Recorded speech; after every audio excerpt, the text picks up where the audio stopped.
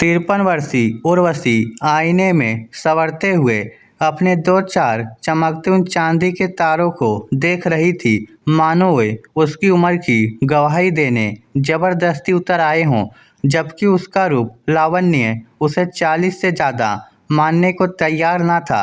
आंखों में वही चमक, शरीर में वैसा ही कसाव, खिलता गेहुआ रंग, संतुलित कद काठी। कोई भी कपड़े पहनती तो उसका रूप खिल जाता। पति अनंत को दुनिया से गए 17 साल बीत गए। एक अरसा निकल गया। कब तक रोती? आखिर बेटे अनन्य और अर्जुन की परवरिश करनी थी। पुरातन पंथी ससुराल वालों के विरोध करने पर भी उसने अनंत की ही कंपनी में जॉब हासिल कर ली थी। अपने अच्छे पढ़े लिखे होने का उसे फायदा मिला। वह लगन और मेहनत से दिन ब दिन तरक्की करती चली गई। 50 की होते होते दोनों बच्चों को उसने सेटल कर दिया। मिलनसार, हंसमुख उर्वशी अपनी मीठी जुबान से सबका मन मोह लेती। बहुत से स्त्री पुरुष उसे अपना दोस्त मानने लगे थे।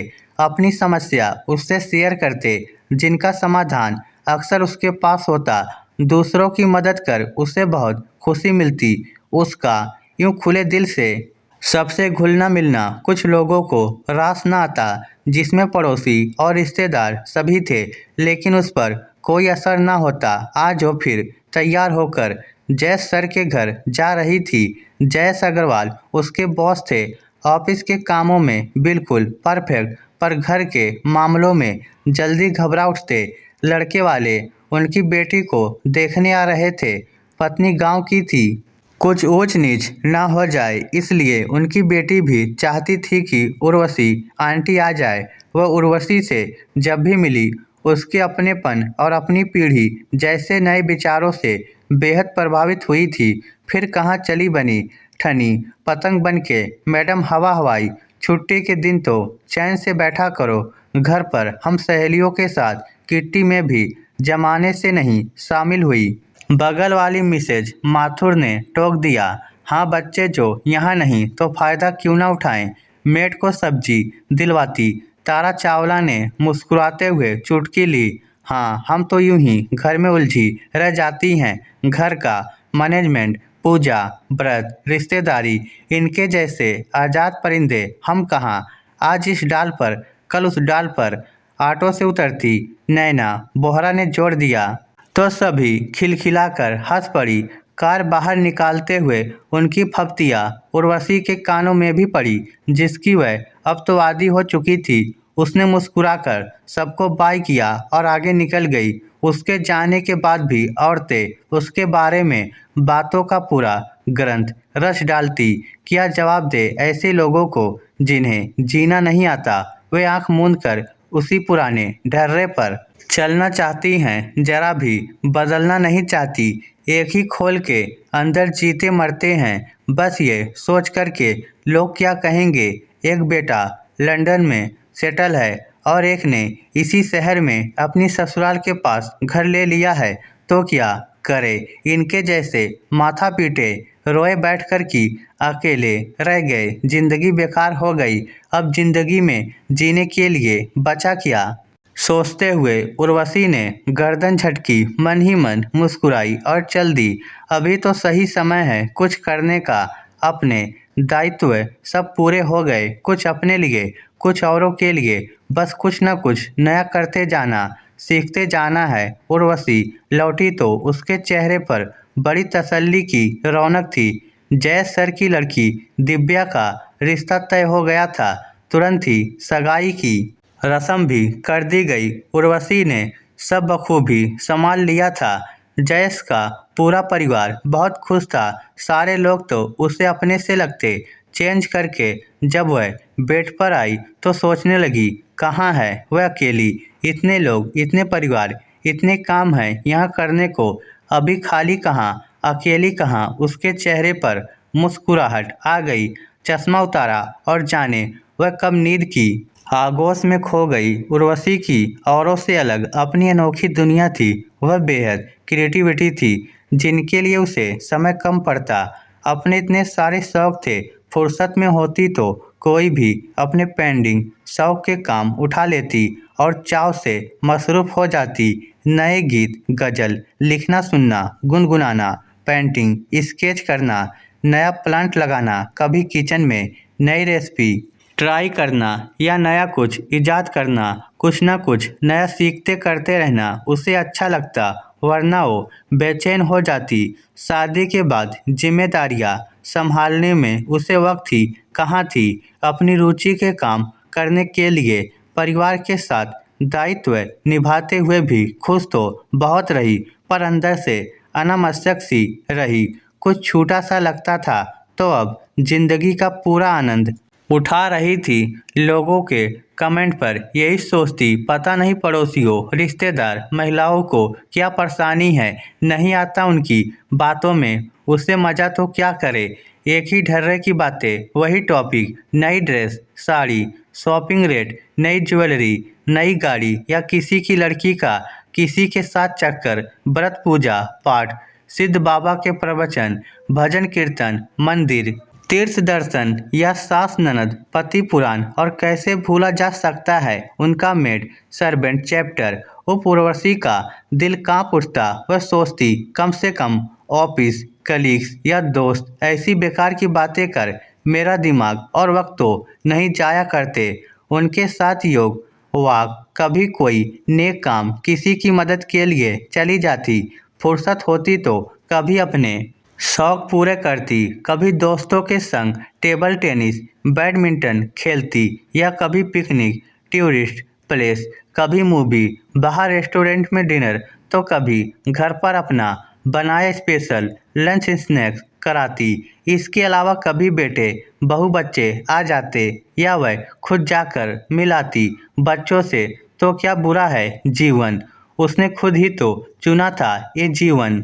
बहुत सालनी वैसे तो मॉडर्न ख्यालों की थी, पर सास की आज़ादी से उसे भी अपने मायके वालों की तरह ही गुरेज था। कहती, इस उम्र में ये सब आवारगी सी है, ये इतना खुलापन, आज़ादी आपको शोभा नहीं देती। लोग बातें बनाते हैं, बदनामी होती है हमारी। वह जानती नहीं क्या, सालू अलग घर चाहती थी। इस बहाने अपने पति राघव को मायके के पास ही खींच ले गई। जिद करके वही एक दूसरा घर भी बनवा लिया। राघव ने तो बहुत कहा कि माँ के बिना वह दूसरे घर में हरगिज रहने नहीं जाएगा, पर उर्वशी बच्चों की खुशी समझ रही थी। उसने राघव को समझाया, तो इसमें गलत क्या है, ठीक ही है ना। सोसाइटी के ये छोटे छोटे फ्लैट हैं, घर में बच्चे के लिए खेलने की जगह कम है, वहाँ उसका मायका पास है। सालू खुश रहेगी। मेरे पोते सेंकी को भी उसके मामा के बच्चे खेलने के लिए मिल जाया करेंगे, और जगह भी।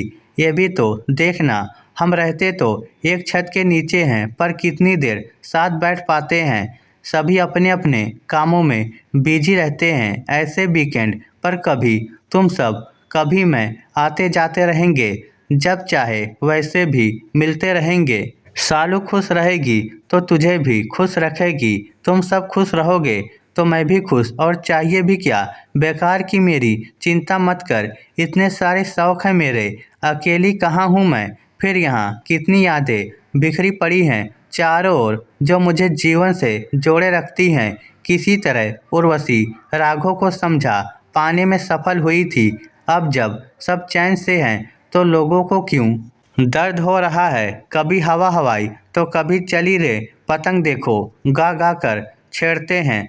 पता नहीं लोग अपनी ज़िंदगी से ज़्यादा दूसरों की ज़िंदगी में दखल क्यों देते हैं। मैंने तो बच्चों को भी आज़ाद कर दिया, रहने दो उन्हें इसी सब में खुश, अच्छा ही तो है किसी को खुशी देना। वह मुस्कुराई।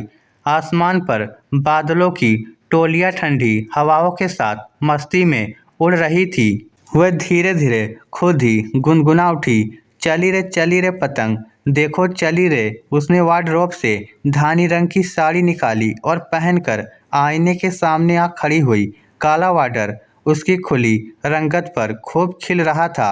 बालों को संवारा, पर बांधने को दिल नहीं किया उसका। आज सच में दिल की पतंग आसमान छूने उड़ी उड़ी जा रही थी।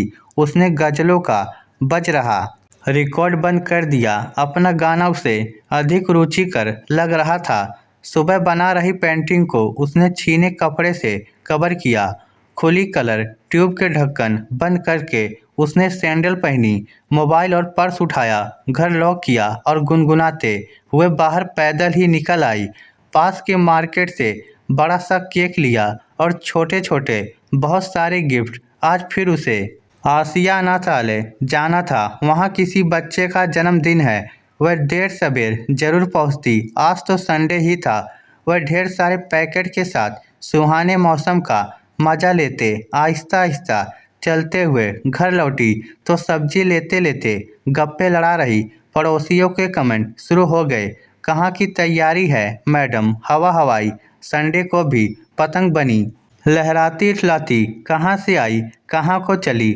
आज कोई दोस्त आ नहीं रही क्या? कितने सारे दोस्त हैं इनके, आज कोई भी नहीं। चुटकी ली गई थी। औरतें कम पुरुष ज़्यादा, ये नहीं ध्यान दिया। वही व्यंग्यात्मक सम्मिलित हंसी। पतंग सी उड़ान है तो किसी से डोर बांध क्यों नहीं लेती? कोई देखने वाला तो है नहीं, आज़ाद हो। एक कट गई तो कोई और डोर मिल जाएगी भाई। वही ठहाके बताओ तो हमें भी। चली चली रे पतंग कहाँ चली? मन तो कर रहा है गाकर ही सुना दूँ इन्हें। चली बादलों के पार अपनी कार पे सवार सारी दुनिया ये देख देख जली रे। बादल झूमेंगे तो मोर को नाचने से कौन रोक पाएगा भला? पर क्या बताएं इनको, इन्हें कुछ सही समझ आएगा क्या भला? बस इसी तरह की बकवास बातों में ही इनकी जिंदगी का आनंद है। कुछ कहूँ तो पल्ले पड़ने वाला नहीं। वह जवाब में उन्हें क्या बोलती, बस यूं ही कहकर मुस्कुरा दी। सारे उपहार पैकेट कार में डाले, फिर सामने ठेले पर से अपने लिए नमक नींबू लगा गरम भुट्टा खरीदा, दांतों में दबाया और मौसम का आनंद लेते हुए उत्साह से चल पड़ी ऐसे गंतव्य की ओर जहां बहुत सारे नन्हे उत्कंठापूर्वक उसकी प्रतीक्षा कर रहे थे। इस स्टोरी को लेकर आपकी क्या राय है? नीचे कमेंट करके हमें ज़रूर बताइएगा। धन्यवाद।